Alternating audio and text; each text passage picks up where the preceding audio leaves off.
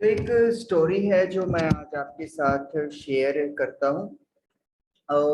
एक बंदा बहुत तेजी से मतलब रात को कहीं भागा जा रहा था, मतलब भागा नहीं, बहुत तेजी से वो जा रहा था और घबराया हुआ भी था।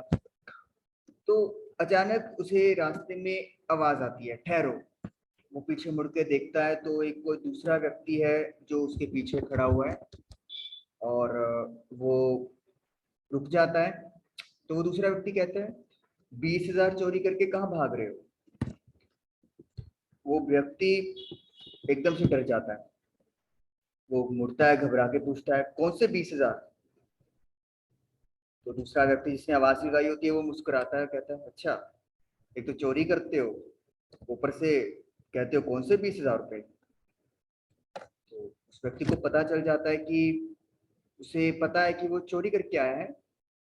तो मतलब वो चोर पहले तो टाल मटोल करने की कोशिश करता है, लेकिन जब उसे पता चल जाता है कि कोई फर्क नहीं पड़ने वाला, तो वो एक्सेप्ट कर लेता है। और वो कहता है कि ठीक है, 10,000 रख लो, 15,000 रख लो, 20,000 रख लो, बट किसी को मत बताना। तो जिस व्यक्ति ने आवाज लगाई होती है वो मुस्कुराता है, कहता है, अरे रे, मेरे मुझे इन पैसों का क्या करना, मुझे इन पैसों की कोई जरूरत नहीं है, तुम ही रखो। पर तुम्हें क्या लगा कि किसी को नहीं पता चलेगा? तो वो चोर कहता है कि मुझे तो, कहता है, ऐसे लगा कि पूरी दुनिया में किसी को नहीं पता चलेगा कि मैंने चोरी की है। तो व्यक्ति कहता है कि दुनिया में भले किसी को ना पता चले, लेकिन दो जने हैं जिनको पता चलता है। तो चोर ने कहा, सीसीटीवी? वो व्यक्ति मुस्कुराता है, कहता है, सीसीटीवी नहीं है, बहुत बड़ा सीसीटीवी है। चोर हैरान होता है, मतलब? तो व्यक्ति कहते हैं कि वो दो जने पता है कौन है जिनसे हम लोग कभी नहीं छुपा सकते? कहते वो तो एक तो खुद हो गया, और दूसरा था भगवान। कहते इन दो जनों से कभी भी कुछ नहीं छुपा सकते। कुछ भी किया है, गलत सही, इन दो जनों को पता है। बाकी पूरी दुनिया के लिए तो हम हमेशा चोर थे, हैं और रहेंगे। कहता चोर ने ये सुना और थोड़ा सा अजीब लगा। वो व्यक्ति अपनी बात जारी रखता है, कहता है कि जब अपने मन को पता है, हमारे भगवान को पता है कि हमने गलत काम किया है, तो इस दुनिया के छुपाए या बताए से क्या फर्क पड़ेगा? और इतना कह के वो व्यक्ति वहां से चला जाता है। कुछ दिनों के बाद उसी रास्ते पे वो चोर दोबारा जाता है, लेकिन इस बार वो घबराया नहीं होता और जा रहा है। और उसे फिर से आवाज आती है, ठहरो। वो पीछे मुड़ के देखता है तो वही व्यक्ति उस दिन वाला खड़ा होता है। तो वो व्यक्ति उस चोर से कहता है, आज 500 रुपये लेके ही बहुत खुश हो, क्या बात हुई? तो वो चोर कहता है कि आज ये 500 रुपये मेरी मेहनत के हैं,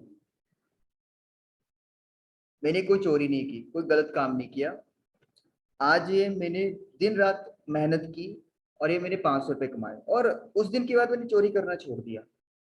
सही तो है कि पूरी दुनिया के लिए तो हम लोग चोरी हैं, और जब जब भगवान से और खुद से नहीं छुपा सकते अपनी चोरी, तो फिर फायदा क्या? वो व्यक्ति मुस्कुराया, कहता, अच्छा। तो कहता, दुख तो हो रहा होगा, कहाँ पे 20,000 रुपये, कहाँ पे 500 रुपये, बहुत फर्क है। तो वो चोर, चोर नहीं कहेंगे अब, सुधरा हुआ चोर ये कह सकते हैं अपन। तो वो सुधरा हुआ चोर कहता है कि तो 20,000 रुपये में मुझे एक हमेशा डर लगा रहता था। मैं अपने बच्चों को कभी नहीं बता पाता था कि मैंने ये 20,000 रुपये कैसे कमाए, कैसे मेरे पास आए।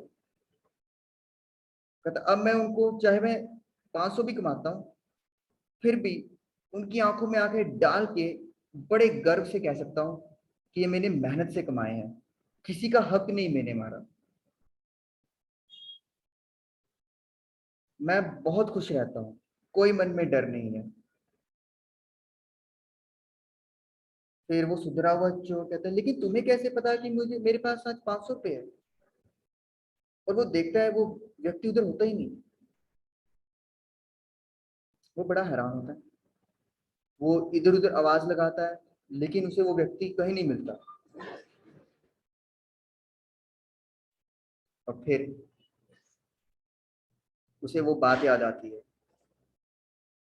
कि इस दुनिया में सिर्फ दो ही तो जने हैं जो हमेशा साथ रहेंगे, जन्म लेने से पहले भी, जन्म लेने के बाद भी, और मरने के बाद भी।